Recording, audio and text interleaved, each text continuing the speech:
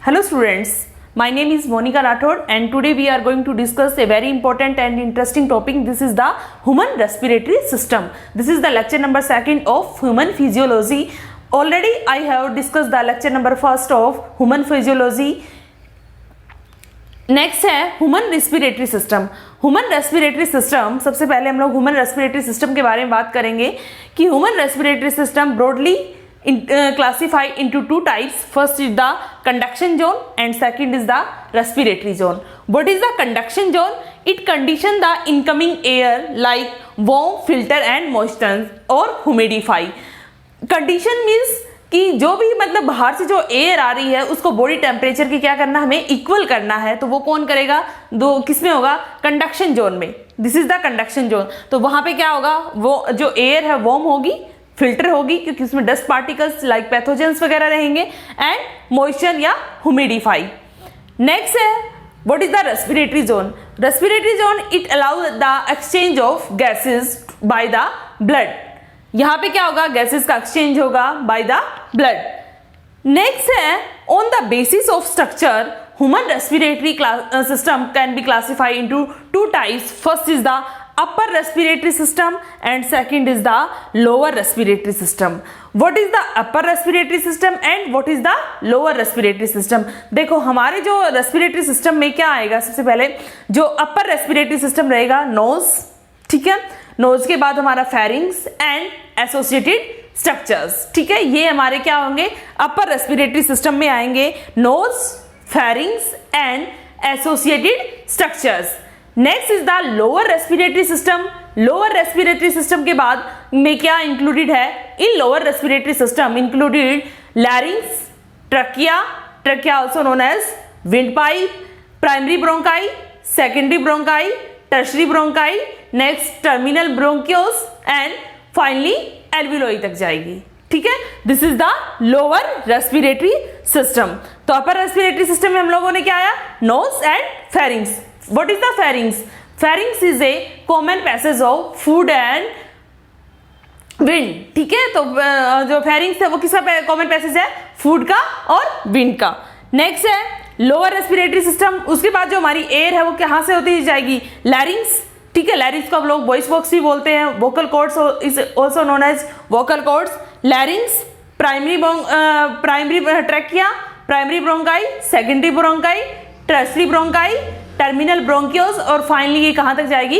Alveoli तक. तो ये तो हो गया on the basis of structure respiratory system can be classified into two types, upper respiratory and lower respiratory system, ठीक है. सबसे पहले first of all we will talk about the nose. Nose के बारे में बात करेंगे हम लोग, ठीक है. तो देखो नोज के बारे में डिस्कस करने से पहले हम लोग बता देते हैं कि एक मेन पॉइंट और है कि जो नोज की जो सर्जरी करवाते हैं, प्लास्टिक सर्जरी करवाते हैं, तो उसको क्या बोलते हैं? राइनोप्लास्टी, ठीक है. Plastic surgery of nose is known as rhinoplasty, ठीक है. तो नोज की जो प्लास्टिक सर्जरी करवाते हैं this is the rhinoplasty. Next है पल्मोनोलॉजिस्ट. ये आपके एम्स पॉइंट की तरफ से बहुत इंपॉर्टेंट है. Pulmonologist. What is the pulmonologist? जो स्पेशलाइज्ड होते हैं, जो डॉक्टर्स होते हैं, लंग्स के जो ट्रीटमेंट करते हैं और डिजीज को डायग्नोज करते हैं, ठीक है. जो specialise in to treatment and diagnose the disease to the lungs. Lungs की जो डिजीज को ट्रीटमेंट और डायग्नोज करने के लिए जो डॉक्टर्स हैं उनको क्या बोलते हैं? पल्मोनोलॉजिस्ट, ठीक है. राइनोप्लास्टी क्या है? Plastic surgery of nose is known as rhinoplasty. Next आता है, सबसे पहले हम लोग नोज के बारे में डिस्कस कर लेते हैं. Nose can be classified into two chamber. First external nose and second is internal nose. Nose को दो में क्लासिफाई किया गया है. Nose can be classified into two types, external nose and internal nose. Nose can be classified external nose and internal nose. External and internal nose. What is external nose? क्या है? जो हमारे फेस पे है, visible part on the face, this is external nose. External nose, ठीक है. जो हमारी नोज है, नोज के अंदर दोनों पार्ट्स प्रेजेंट हैं, एक बोनी पार्ट भी है प्लस कार्टिलेज पार्ट भी है, ठीक है। Nose has both parts, bony part plus cartilage part. अगर कार्टिलेज पार्ट में इंजरी हो जाती है, ठीक है, if injury in the cartilage part of the nose, this is very difficult to heal, उसको हील करना काफी डिफिकल्ट हो सकता है या टाइम लगता है उसमें बहुत ज्यादा, ठीक है। तो नोज के में अंदर दोनों पार्ट्स होते हैं, कार्टिलेज भी और बोनी पार्ट्स भी, ठीक है। नेक्स्ट है हमारा जो नोज है, उसके बाद आते हैं नोज के दो ओपनिंग्स, ठीक है। ये this is the two openings of the nose, this is called nostrils. इनको क्या बोलेंगे हम लोग? Nostrils, which has entry and exit of air, जहां से नोस्ट्रिल से क्या करेगी? एयर एंटर करेगी, ठीक है। विच हैज नोस्ट्रिल्स में क्या है? It is the opening of the knows, ठीक है। तो नोस्ट्रिल्स है, टू नोस्ट्रिल्स है हमारी, जहां से एयर क्या करेगी? एंटर करेगी एंड एग्जिट करेगी, एयर एंटर या बाहर निकलेगी, ठीक है। तो ऑक्सीजन एंटर एंड CO2 बाहर, ठीक है, नोस्ट्रिल्स। उसके बाद आती है हमारी nasal cavity, this is the nasal cavity. अब देखो नेजल कैविटी को 2 में डिवाइड कर रखा है, ये जो हमारी लाइन है, ठीक है, this is the nasal septum बोलते हैं इसको, ठीक है। इसलिए 2 नोस्ट्रिल्स कर रखे, 2 में डिवाइड कर रखा है, तो 2 नेजल चैम्बर हो गए हमारे, ठीक है। 2 नेजल चैम्बर हो गए हमारे, right nasal chamber and left nasal chamber, ठीक है। तो नेजल कैविटी को जो सेपरेटेड है by the nasal septum, question AIIMS वगैरह में पूछ लिया जाता है, तो आप लोगों को ये ध्यान रखना है कि nasal septum divided the nasal cavity, right nasal chamber and left nasal chambers, ठीक है। राइट नेजल, अब every nasal chamber has 3 regions, ठीक है। Every nasal chambers has 3 regions. First is lower vestibular region, 1 minute. Every nasal chamber have 3 region. Number 1, lower vestibular region. Lower vestibular region. देखो first क्या है? Lower vestibular region. Lower vestibular region में क्या होगा? Hairs है, mucus है, क्या करेंगे? Trap the dust particles and filter the air, ठीक है। तो हमारा जो लोअर वेस्टिबुलर रीजन है वो क्या करेगा? ट्रैप करेगा डस्ट पार्टिकल, जैसे एयर आ रही है तो वो प्योरीफाई एयर नहीं है, उसमें डस्ट पार्टिकल लाइक पैथोजेंस भी हो सकते हैं, तो वो क्या करेगा? Trap the air and filter it, okay. This is the lower vestibular region of function, ठीक है। ये फंक्शन है लोअर वेस्टिबुलर रीजन के। नेक्स्ट आता है middle respiratory region.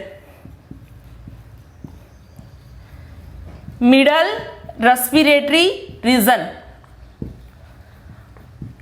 Middle respiratory region में क्या होगा? इन मिडल रेस्पिरेटरी रीजन में वार्म द एयर, जैसे ही एयर आई तो उसको बॉडी टेम्परेचर के इक्वल करना होगा, ठीक है। तो वो कौन से पार्ट में होगा? मिडल रेस्पिरेटरी रीजन में। किस में होगा? मिडल रेस्पिरेटरी रीजन में। इसमें क्या होती है? रेस्पिरेटरी मेम्ब्रेन क्या होती है? प्रेजेंट होती है। तो ये किस में होगा? मिडल रेस्पिरेटरी रीजन में। एयर क्या होगी? इसमें वार्म होगी। नंबर 3 हमारा ओल्फैक्टरी रीजन। ओल्फैक्टरी रीजन क्या है? कि नोज में ओल्फैक्टरी मेम्ब्रेन प्रेजेंट है जो which has detect the sense of smell, ठीक है। जैसे ही एयर आ रही है, एयर में कोई केमिकल स्टिमुलाई है या ओडोरिफेरेंस सब्सटेंस है, तो जो स्मेल को डिटेक्ट है वो कौन करेंगे? ओल्फैक्टरी रीजन करेगा। तो ओल्फैक्टरी क्या है? ओल्फैक्टरी मेम्ब्रेन प्रेजेंट है, इसमें स्पेशल टाइप के सेल्स प्रेजेंट होते हैं जो सेंस को क्या करते हैं? डिटेक्ट करते हैं। जैसे बोमेन ग्लैंड्स भी प्रेजेंट होते हैं यहाँ पे, तो बोमेन ग्लैंड्स आपने नेफ्रॉन के स्ट्रक्चर में सुने हुए हैं, ठीक है। तो ये क्या करते हैं? ओल्फैक्टरी रीजन, ये क्या करते हैं? ओल्फैक्टरी मेम्ब्रेन प्रेजेंट है यहाँ पे और वो सेंस को क्या करेंगे? डिटेक्ट करेंगे, ठीक है। जैसे भी एयर में कोई भी केमिकल स्टिमुलस है या ओडोरिफेरस सब्सटेंस है। नेक्स्ट है हमारे, ये हमारे क्या हो गए? नोज। उसके बाद नेक्स्ट आता है हमारे फेरिंग्स। स्टेप बाय स्टेप हम लोग फेरिंग्स, लैरिंग्स, लंग्स, ब्रोंकाई इन सबको डिस्कस करेंगे। सेकंड आता है हमारा फेरिंग्स। जो हमारा इंटरनल नोज है वो कनेक्टेड है टू द फेरिंग्स से, ठीक है। फेरिंग्स है, कैसा स्ट्रक्चर है फेरिंग्स का? फनल शेप लाइक स्ट्रक्चर्स, ठीक है। फेरिंग्स जो हमारा इंटरनल नोज है कम्युनिकेट करता है विद द फेरिंग्स, ठीक है। Pharynx have funnel shape like structure which have 13 centimetre long. कितनी लॉन्ग है? 13 सेंटीमीटर लॉन्ग है। फनल शेप लाइक स्ट्रक्चर है। One important thing is that here skeletal muscles is present in pharynx which help in the deglutination।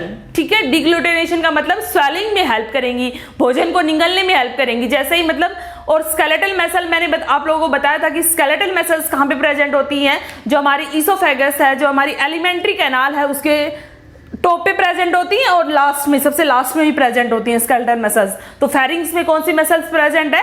Skeletal muscles present है which help in the deglutition like swallowing में help करेंगी ये। ठीक है, pharynx can be divided into 3 parts. First is the nasopharynx, oropharynx, laryngopharynx. ठीक है, pharynx को divide कर सकते हैं 3 में, नेजोफेरिंग्स, ओरोफेरिंग्स एंड लैरिंगोफेरिंग्स।